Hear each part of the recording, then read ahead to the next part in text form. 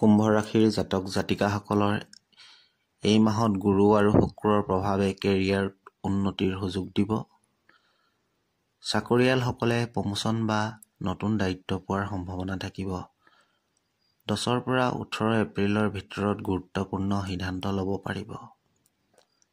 শুক্ৰৰ দশাৰ বাবে ধন সম্পত্তিৰ ক্ষেত্ৰত লাভ হ'ব।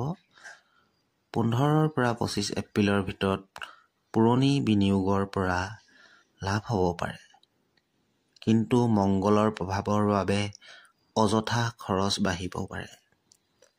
গৃহ সামগ্ৰী বা গাড়ী মেৰামতি কৰিব লগা হ'ব পাৰে। শনিৰ প্ৰভাৱত হাড়, দাঁত, কঁকাল আদিৰ বিষ হ'ব পাৰে। মংগলৰ দশাৰ বাবে ৰক্তচাপ আৰু অনিদ্ৰাৰ সমস্যাত ভুগিব পাৰে। পৰিয়ালৰ সৈতে ভ্ৰমণৰ সুযোগ পাব।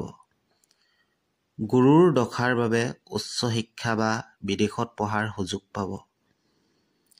এই মাহৰ শুভ সংখ্যা হ'ব 4, 8 আৰু 13।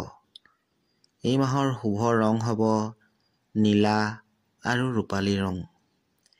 এই মাহৰ শুভ দিন হ'ব বৃহস্পতিবাৰ আৰু শুক্ৰবাৰ।